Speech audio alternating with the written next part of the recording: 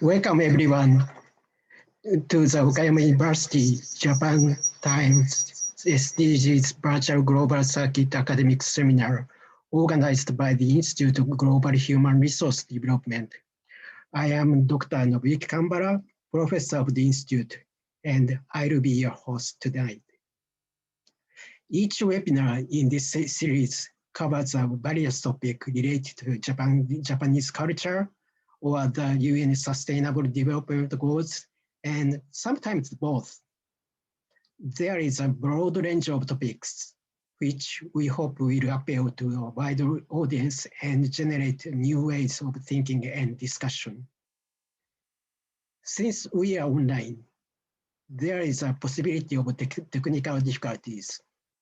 If there are, we will do our best to resolve them quickly. We appreciate your understanding. Tonight's presentation is called Human and Planetary Health Toward Shared Responsibility and Global Solidarity in Anthropocene. Our presenter is Mr. Atsufumi Yokoi, Vice President for Global Engagement Strategy at Okayama University. We also have a special student guest, Mr. Matsumoto, from the Faculty of Law, will join our conversation. There will be a time for questions at the end of the presentation. We hope that you will ask many questions that we will have a rich discussion.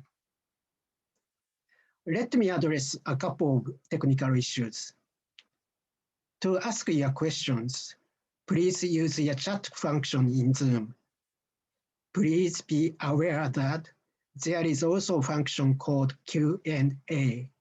However, please don't use that because we will only be checking chat. Also, please select all panelists and attendees in the Dropbox of your chat function. This way, everyone will be able to see the questions that are being asked and will be able to understand the context of the answers that are given. At this time, I'll turn it over to Mr. Atsufumi Yokoi. Can you hear me all right? Yes. Thank you very much for your introduction. So hello, everyone. Good morning, good afternoon, good evening, depending on where you are.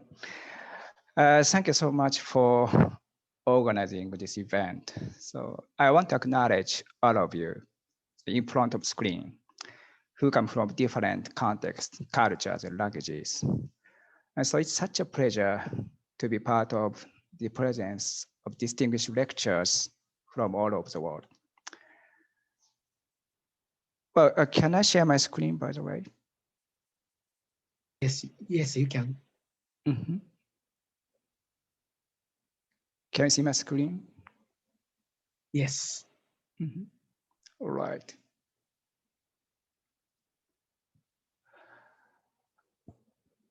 Okay, let me start my presentation. So again, I'm Atsufumi Yokoi, Vice President for Global Engagement Strategy of Okayama University.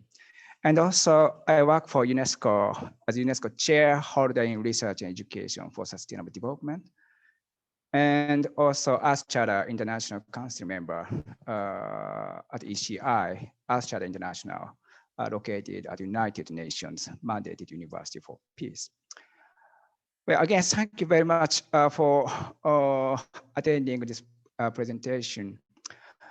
But before moving on the main part of the lecture, so I'd like to again introduce one more guest speaker, as Professor Kambara mentioned, Mr. Sota Matsumoto, who is a bachelor student and has a rich experience such as studying abroad and participating in global summit and global forums. So Mr. Matsumoto will give us a lecture as soon as my speech is over. So please wait and see for a while. Thank you. All right, with further ado, I'd like to start with this slide. So as you have noticed, the United Nations celebrated the 75th anniversary last year, which was really good for us to remind us the international cooperation and collaboration, as well as multilateralism, especially the need of shared vision in terms of how we ought to live together in this shared planet. So I believe the COVID-19 pandemic brought understanding that education is the most powerful weapon to transform this world. So we need to put the human and planetary health into the heart of the discussion as the educational institutions, in particular, higher education institutions around the world. So that is why this lecture would be the one for all of you to transform your community, society, and our entire world. So you have also already noticed the following word, Great Reset, in order to find ourselves at a historic crossroad. So this year's World Economic Forum will be held in this May to discuss an opportunity to reflect, reimagine, and reaffirm and reset our world. So within this theme of the forum, I could find main three keywords as follows: well-being, circular economy, and multi-stakeholder engagement. Are these for what? For the human and the planetary health. In light of this, I also would like to share with you a global event, the International Day of Peace, held in Seoul, South Korea in September 2019. I was invited to participate in this event and met in person with Mr. Ban Ki-moon, a former Secretary General of the United Nations, to share ideas and thoughts on future of education, in particular, global citizenship education and education for sustainable development, ESD. At this conference, Mr. Ban Ki-moon also addressed climate justice and mentioned we do not have planet B. We must act now in order to draw attention to the human and planetary health. But why? Because of this. As you have noticed, planetary boundaries describe the fact of crossing environmental limits. At this point, as you can see clearly, several environmental pressures have exceeded key planetary boundaries that define a safe operating space for humanity. Crossing planetary boundaries would increase the risk of destabilizing essential ecosystems. Food systems, for example, has a potential to nurture human and planetary health. However, our current trajectories threaten both human and planetary health. As you know, food production is responsible for about a quarter of all greenhouse gas emissions, and agriculture occupies more than a third of the Earth's surface. So without comprehensive approaches, we estimated that the environmental pressure of the food system could increase by 50 to 90% by 2050 as a result of population growth and the continued westernization of diets. So, food system is a major driver of climate change, which means our human activities have threatened both human and planetary health. On the other hand, the world population is to reach almost 10 billion by 2050 on this finite planet of the Earth. For example, have a look at a smartphone. Let's say the power of digital technology, which was invented in 2007. For just a decade, the number of mobile internet connection is increasing exponentially, in particular in developing worlds. The smartphones are often the only computer available. In Africa, for instance, the number of the smartphone users have almost reached out to approximately 700 million in 2020. The digital data growth is also unpredictable. The data storage capacity has been increasing at an exponential rate. So this kind of rise of digital technologies is transforming almost every aspect of modern life, smart and interconnected society. So we are now in a dynamic, transformative, nonlinear, and exponential phase where Industry 4.0 will impact post-globalization and post-pandemic world in the near future, offering a complex web in a global economy and society at any levels.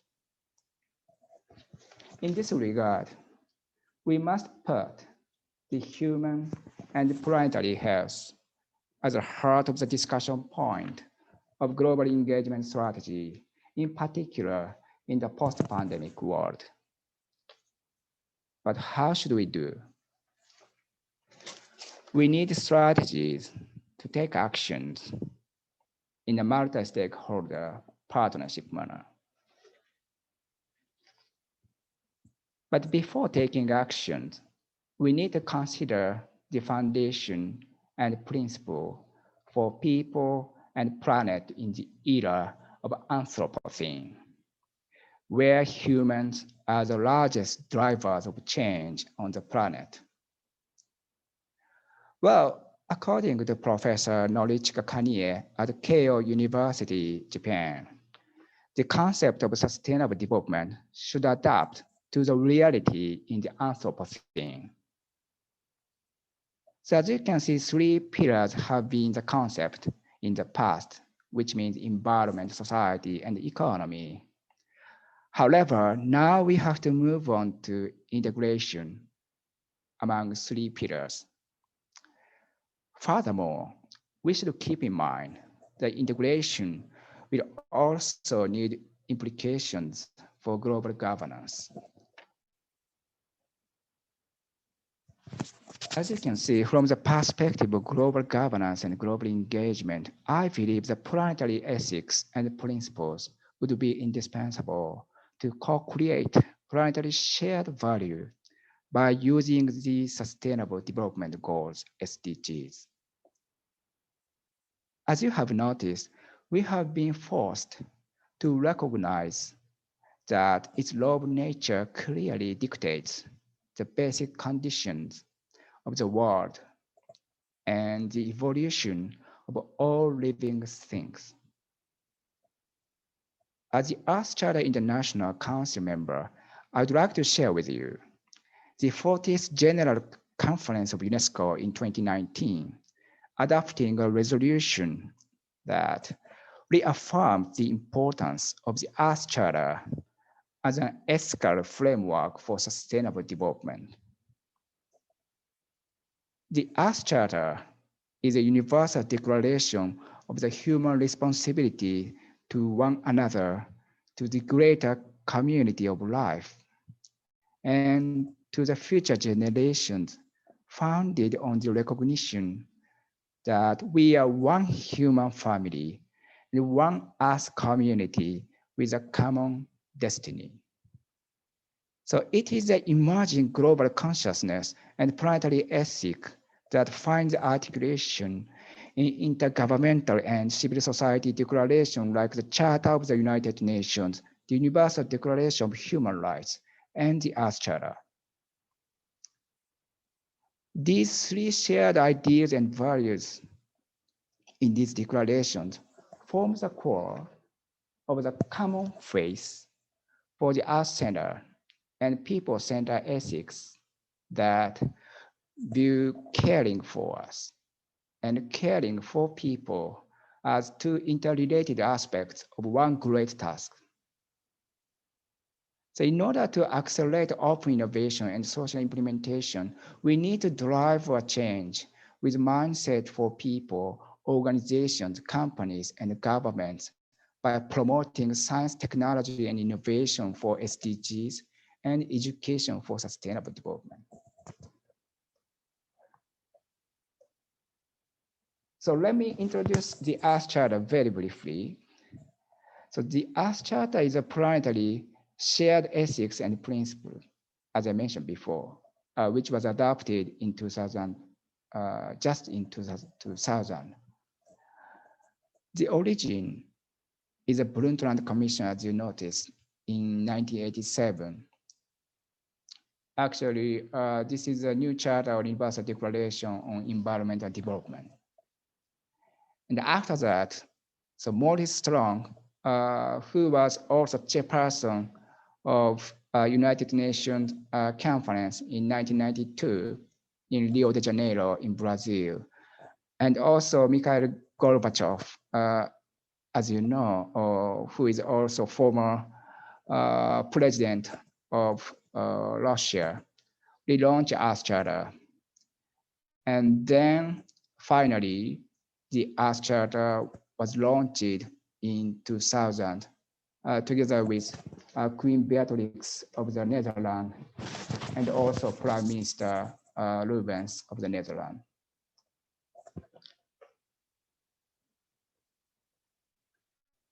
The Earth Charter, like the Sustainable Development Goals, has main 16 principles, which were divided into 4 chapters: respect and care for the community of life. Second one is ecological integrity. Third, social and economic justice. And last one, democracy, non-violence, and peace. But these are, as mentioned before, really foundation, which means planetary shared ethics and principles to turn conscious into actions for the human and planetary health, as well as for sustainable development goals.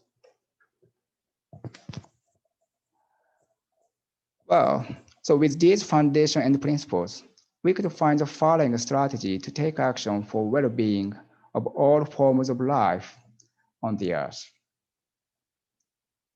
So as you can see, we have 3 pillars as strategy: sustainability, of course, multilateralism, which means globals, not global, globals, and digital transformation, DX.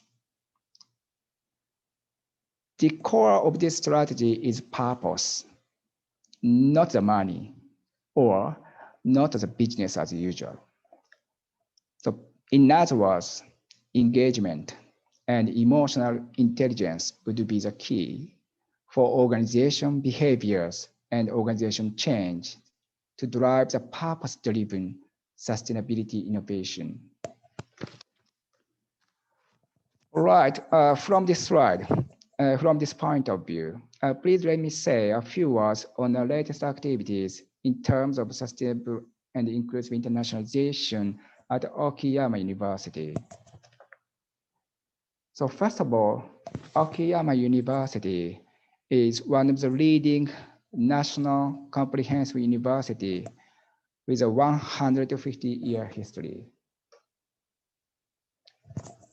So when our current president, Makino, was formally inaugurated president in 2017, he declared his commitment to 2 things: carrying on the academic capital plan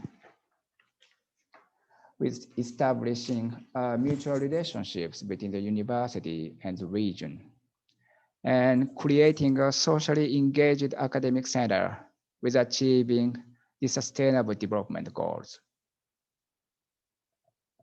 Since President Makino has taken office, Okayama University has developed a university-wide initiative and Okayama University Action Agenda for Achievement of SDGs.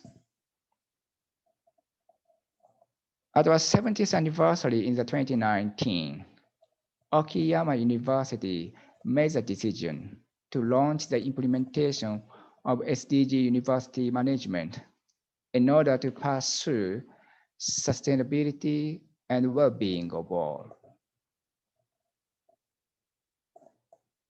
So SDG university management means Okayama University has integrated SDGs into our institutional vision, places them in the center of our strategic development plan, and is incorporating the SDGs into society through a whole university enterprise, education, research, and social implementation.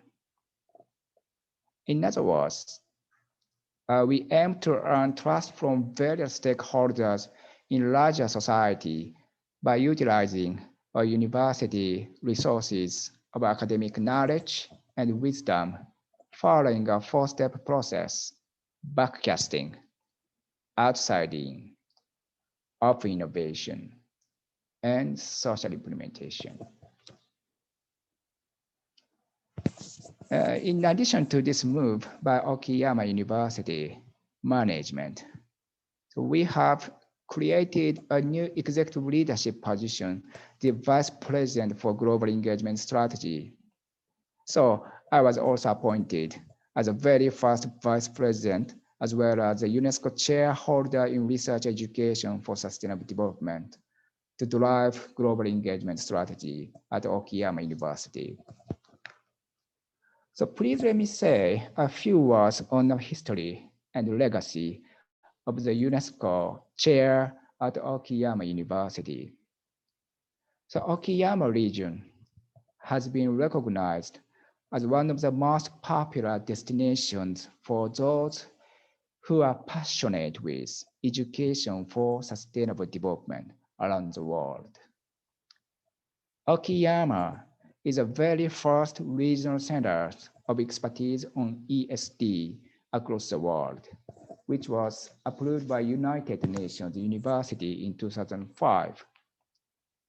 Following that, Okayama University was also approved by UNESCO as the very first Asian UNESCO chair in ESD in 2007. Yes, indeed, we have worked together for ESD for more than a decade in a multi-stakeholder partnership manner between government, municipalities, industry, academia, as well as civil society, together with over 250 organizations through about 40 community learning centers with, well, for anyone, from kids to elderly person who are eager to learn education for sustainable development in a non-formal education manner. In 2014, so we Okayama hosted the UNESCO World Conference on ESD, and soon after that, we Okayama was also awarded the UNESCO Prize on ESD in 2016 and UNESCO Learning City Award in 2017. So with these achievements and reputation, as well as these organizational changes with the Global Engagement Office, Okayama University has been pushing forward with its global engagement strategy, which applies and expands the resources of the university's education and research, as well as those of the local community to global scale issues.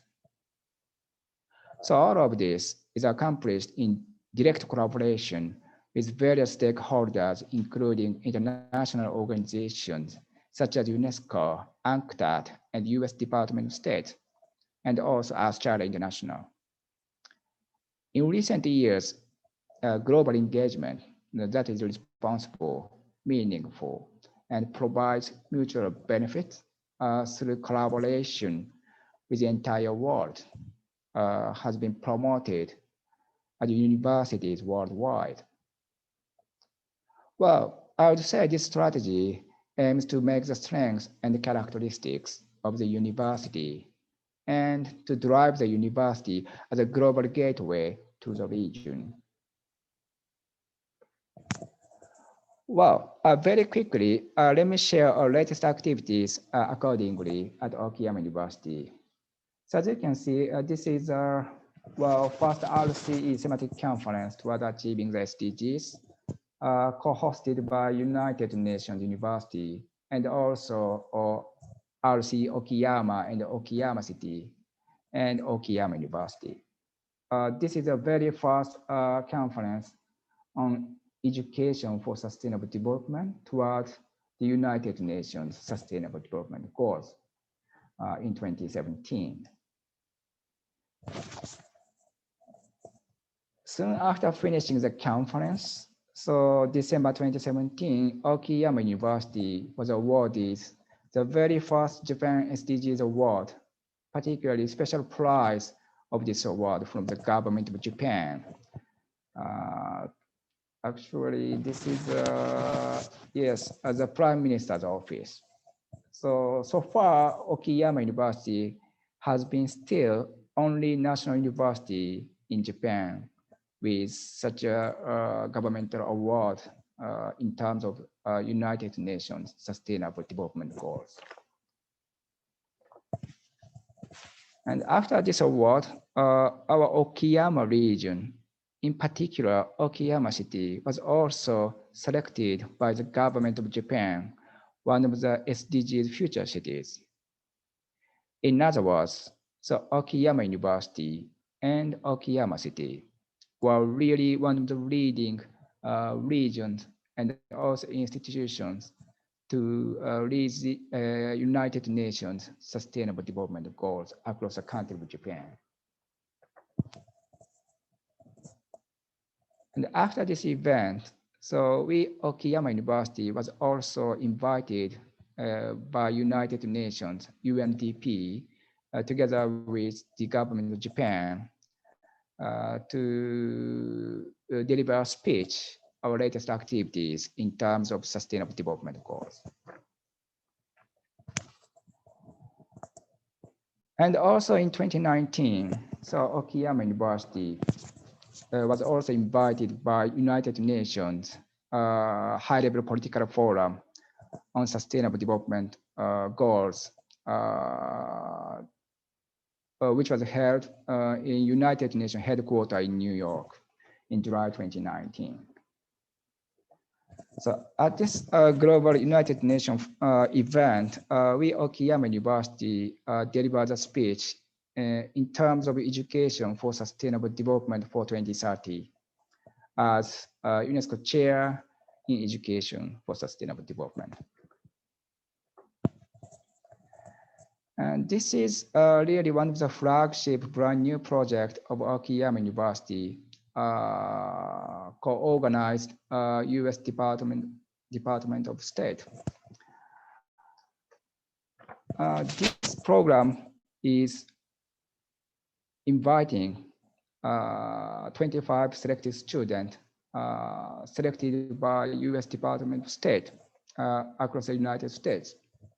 And then they come to the Okayama region to learn Japanese cultures as well as Japanese languages under the framework of United Nations Sustainable Development Goals. And this is also really brand new flagship program of Okayama University together with UNCTAD from Geneva. So we Okayama University concluded MOU with UNCTAD this year, last year. And then we launched this quite brand new program, Young Female Scientists Program for developing countries, such as Africa and the ASEAN region, in terms of science, technology, innovation for SDGs. And I believe this is the last one. This is also a brand new strategic partnership with Earth International, located at the United Nations mandated University for Peace in Costa Rica, to work together for Planetary shared ethics and principles, Earth Charter for organization and governments, as well as universities. All right. Well, as such, regarding the providing quality education, well, yes, last but not the least, I'd like to bring your attention to SDGs and youth in the last part of my presentation. So again, so youth particular are not only the future of tomorrow, youth are leaders, entrepreneurs, change makers of today. So around the world of today, there are 1.8 billion youth, totaling 1/4 of the world population. So youth are the catalyst for changing society. They have demonstrated for human rights. For example, initiated unprecedented online campaigns for various causes and revolutionized technology and the way we communicate with each other. So not to mention the creativity, innovation, and significant research achievement that youth have brought to diverse fields at any level, at any angle. However, I would say several barriers still remain to youth achieving their full potential. So youth unemployment tops the list. So currently, it is estimated 75 million young people around the world are seeking jobs. The economic and social costs for young people are devastating. So digital revolution is also a big driver of inequality, together with globalization, which means digital divide, as you noticed. So emotions such as fear, anger, resentment, and anxiety can create an attraction to exclusionary forms of xenophobic nationalisms. So we need to place more emphasis on helping young people identify and deal with their emotion in a constructive manner. So again, I would say emotional intelligence and engagement might be the key for sustainability and well-being of all. But again, I would say youth and next generation are really indispensable for sustainable development. So in this light, so we need to discuss how to build more peaceful, just and sustainable world by exchanging your ideas, imaginations, and questions through these lectures in a multi-stakeholder partnership manner. Kofi Annan, as you know, he already passed away, by the way.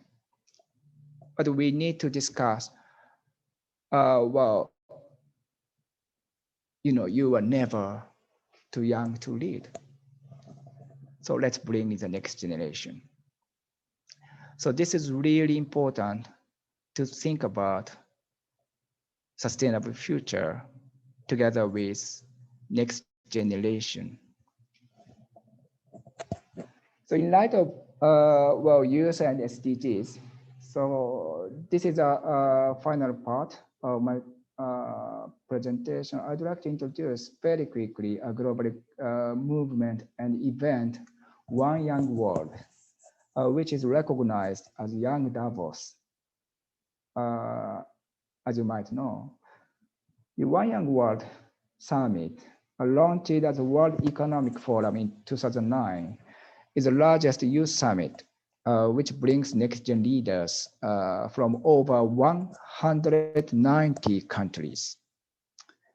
So in 2022, Tokyo in Japan will host the One Young World Summit, and also Okayama University has been also one of the strategic partners of OYW since 2015.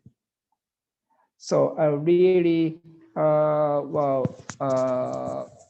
would like to invite all of you and also next-gen leaders across the country and beyond to discuss opportunity for sustainable and inclusive future under the framework of Sustainable Development Goals, as well as under the framework of planetary shared ethics and principles, like the Charter of United Nations and Earth Charter. So, we the people is definitely the key word, not the US president. We the people is the captain or chairperson of this shared planet of the Earth. So I'm really very much optimistic, by the way, about your ability to enact change.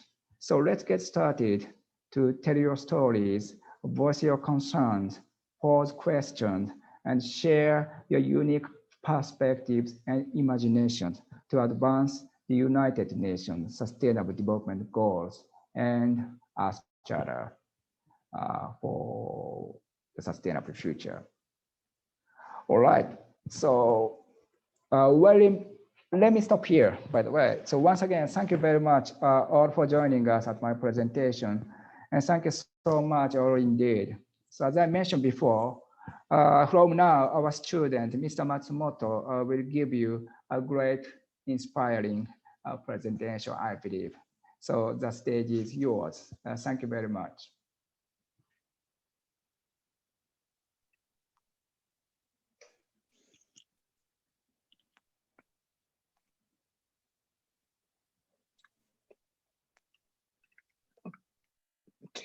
Thank you very much, Yokoi Sensei. And then this is my absolute honor to be involved in this great opportunity. So let me share my slides.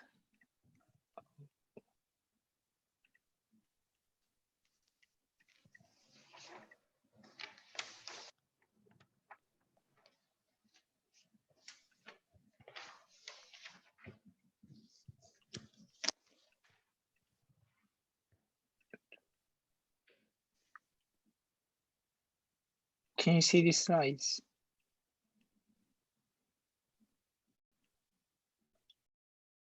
Okay. Yes, we can. Thank you. So I would like to share with you about One Young World, as Yokoi Sensei mentioned, and then what I would like to do in the future, and then what initiatives I would be taking. Oh, by the way, this background is the view of just in front of my house in Hiroshima Prefecture. This is beautiful, isn't it?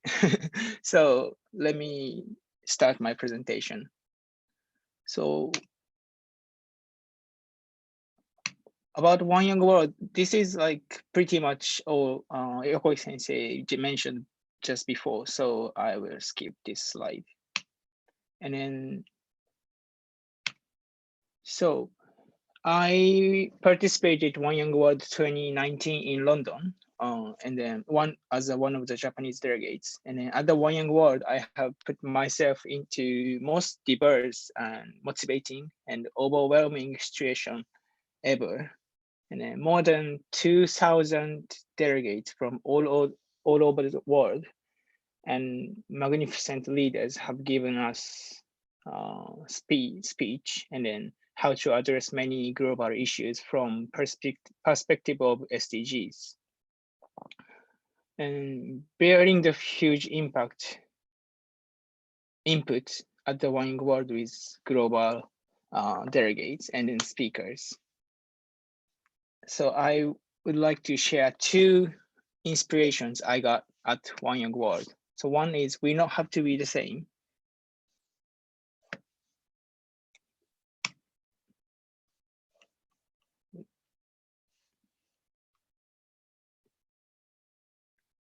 So at the One Young World, many people who have actually gone through serious situations gave us talks. The experiences were so grim that I sometimes could not even imagine. Then I found it hard to look at things from the same point of view as them, because I do not have any experience like them. While knowing what is actually going on this planet from people actually experienced was very motivating. I felt kind of guilty not to have experiences of being such a serious situations. Then, however, the plenary session about inclusion let me notice no one left behind, the famous words from UN, no one left behind has two meanings. So this was usually means for people in developing countries who are suffering from all kind of issues like poverty, discrimination, war, and hunger and so on. But this also means this can be also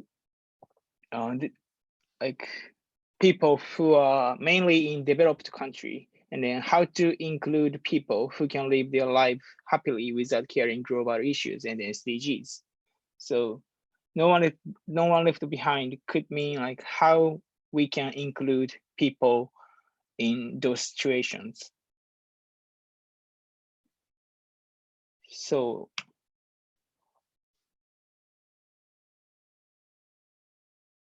as no one left behind could be different depending on the situation.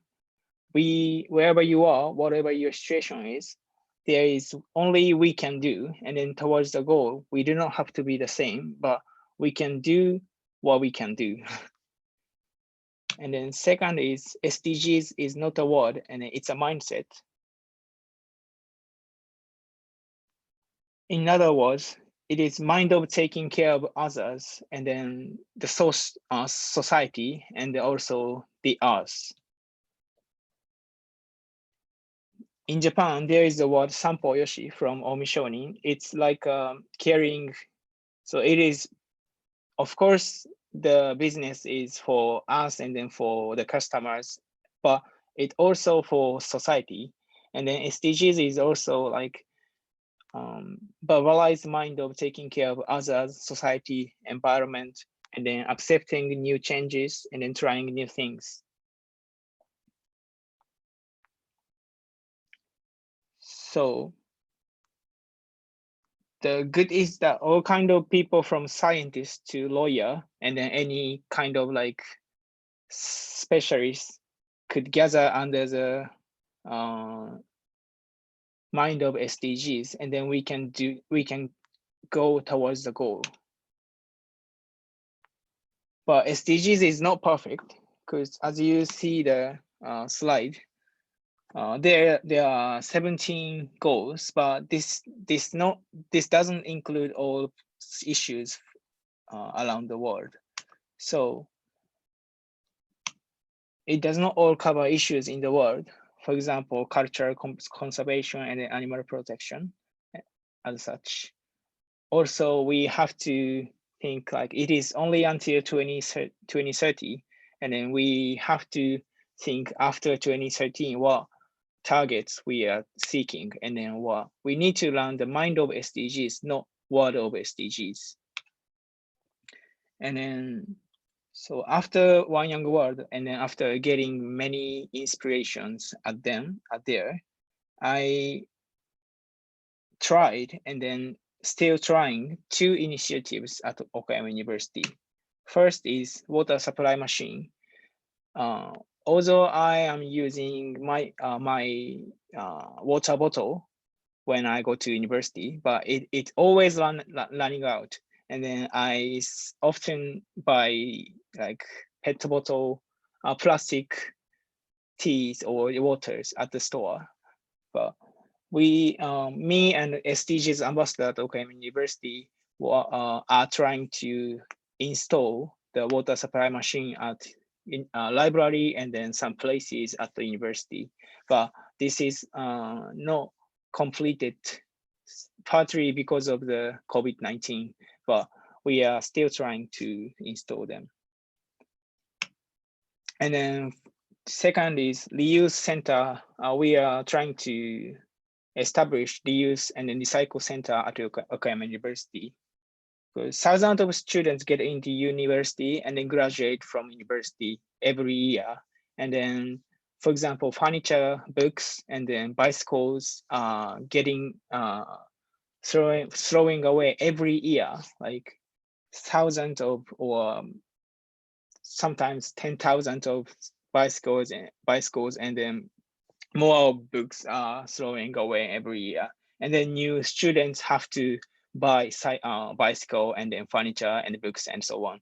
So university can be the hub or space for sustainable use of bikes, furniture, and then clothes and books.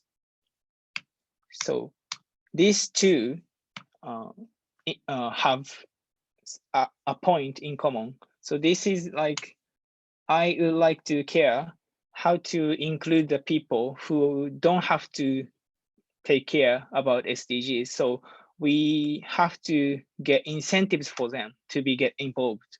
For example, if you try to install a water supply machine, I would say we can say not for environment or not for water resource. We can say like for everyday everyday money for like plastic water and then plastic bottle, you can save 150 yen every day.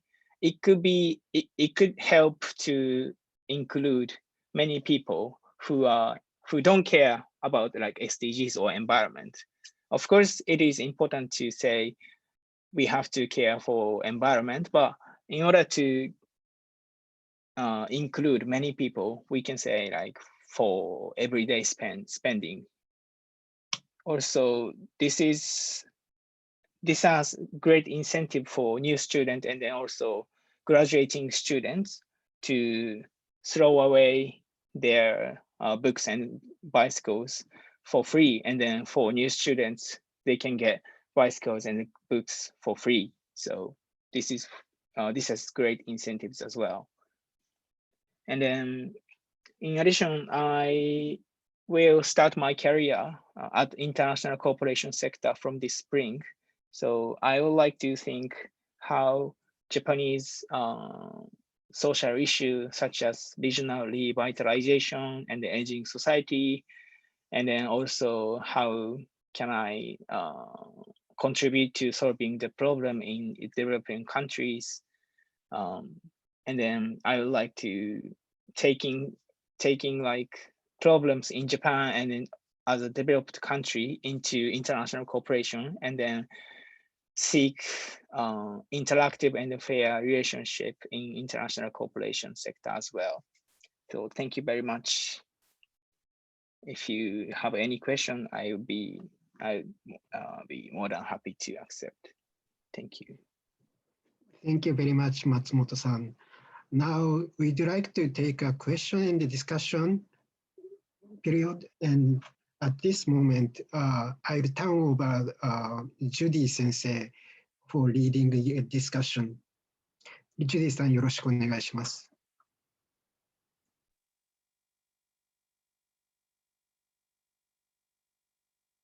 Okay, let me see. Let's take care of the sound. You might have to mute yours. Can you hear me? Okay, let's see if I would like to start off with a question.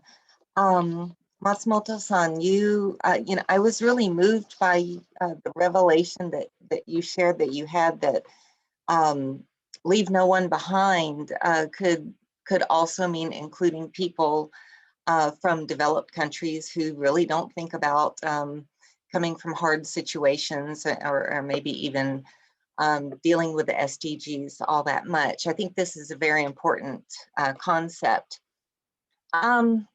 You mentioned feeling a bit guilty when you were at One Young World, hearing other people's stories for your lack of experience with such tough situations. And I was wondering, can you think of any particular story that you heard that really moved you in this direction? Thank you. So let me introduce two stories quickly. And the one is Yomi Park, famous international activist, international human rights activist from North Korea. And then her story about escaping herself and then with her mother from North Korea to China. And then her family and then herself captured by like Chinese, how can I say, Chinese person, and then her mother, and then also herself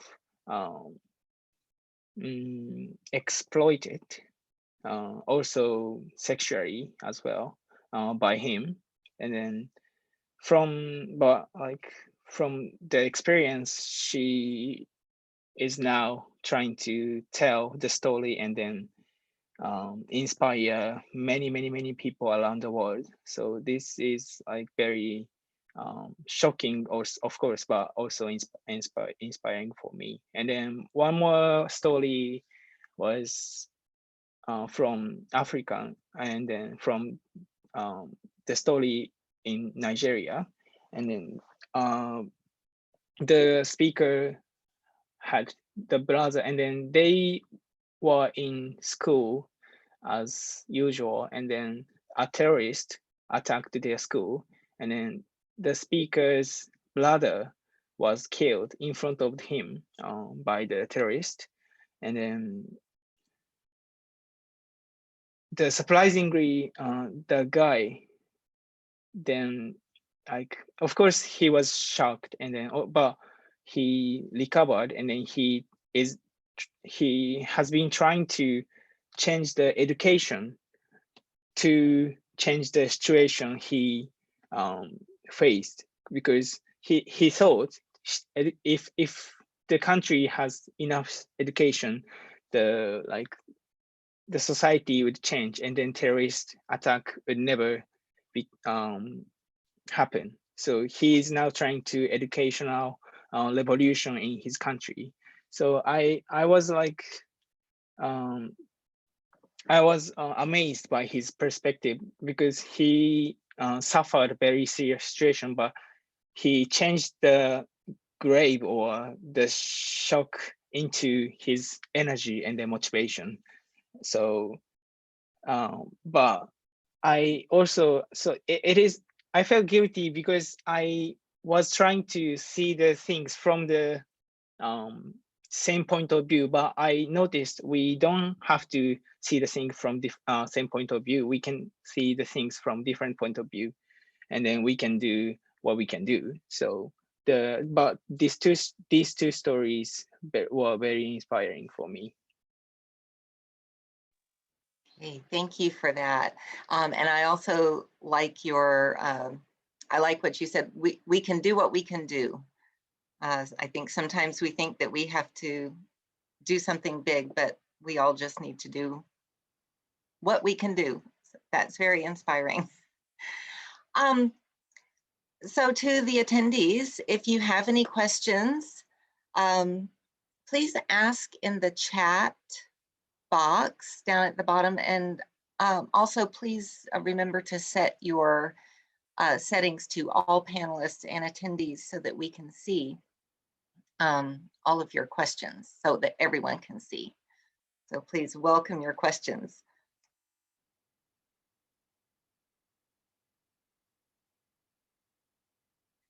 Don't be shy, and if you feel more comfortable asking in Japanese, You can feel free to do that. We have Japanese speakers here who would, I'm sure, would be happy to translate your questions into English so that everybody has a chance to ask.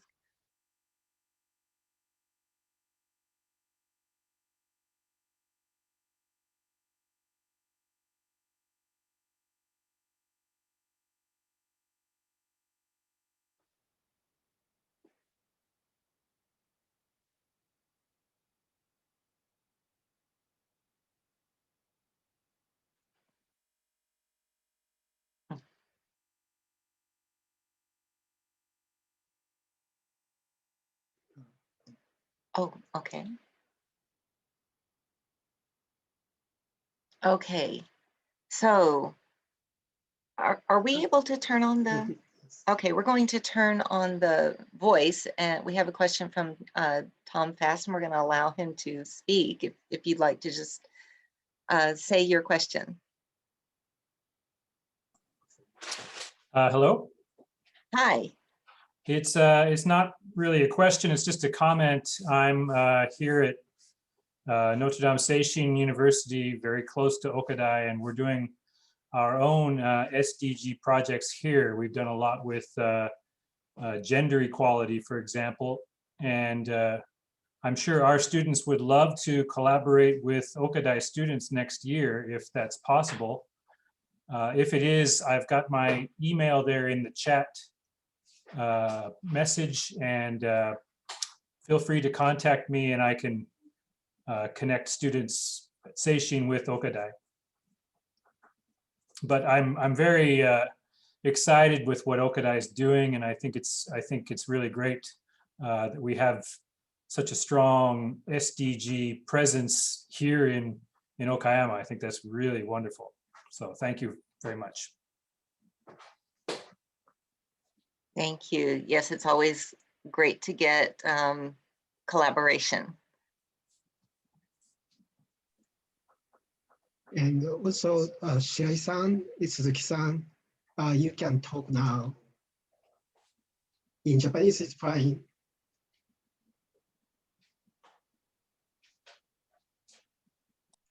She needs to unmute.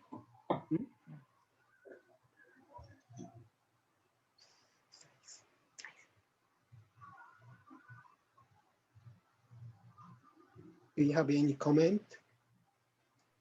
Do you have any comment or questions?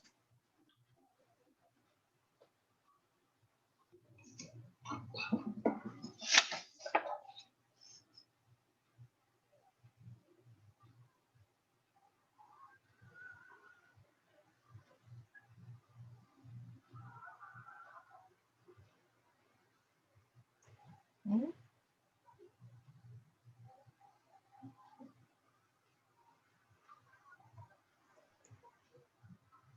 Okay, so if you have any questions or comments, you can now either type into the chat box or ask. You can unmute yourself and you can ask directly. And as we said, either Japanese or English are both fine.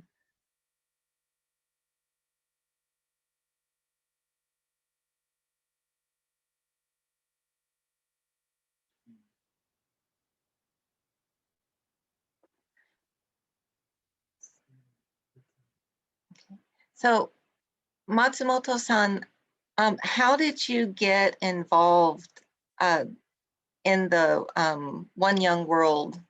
How did this opportunity come about for you to attend? So I participated as one of the Japanese delegates, but also one of the Okayama University students. And then Okayama University supports One Young World from 2015, I think. And then from 2015, the university sends 2 students every year. And then there is a like selection process in the Okayama University. And then I thankfully got into the delegates in 2019. Actually, now I think One Young World 2021 in Munich. And then selection process is now, I think, holding under Okayama University. So if you have interest, maybe I would recommend to join the opportunity. Okay. And how about, have you had a lot of opportunities to speak to other students or other organizations about your experiences? Yeah, I have spoke about One Young World at many situations in Okayama University, also outside Okayama University. I will start my career at JICA from this spring, and then like I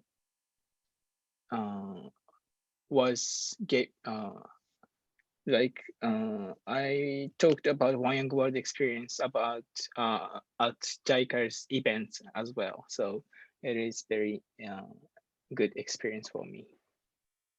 So it provides a lot of good opportunities. Yeah. Well, do we have any questions from the attendees tonight?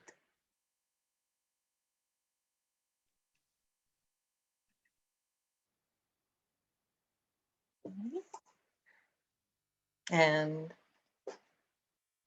well, if we don't have any questions, we may be able to wrap this up then. Want to thank Matsumoto-san for speaking to us about his experience at One Young World, and the things that you've learned and the opportunities that it's provided for you, and then hopefully other students will want to get involved as well. And I'll turn it over to you to wrap things up. Thank you very much, everyone. お忙しいところ皆さん集まっていただいてありがとうございました。また次の機会にお会いできることを楽しみにしています。I'm looking forward seeing you again soon.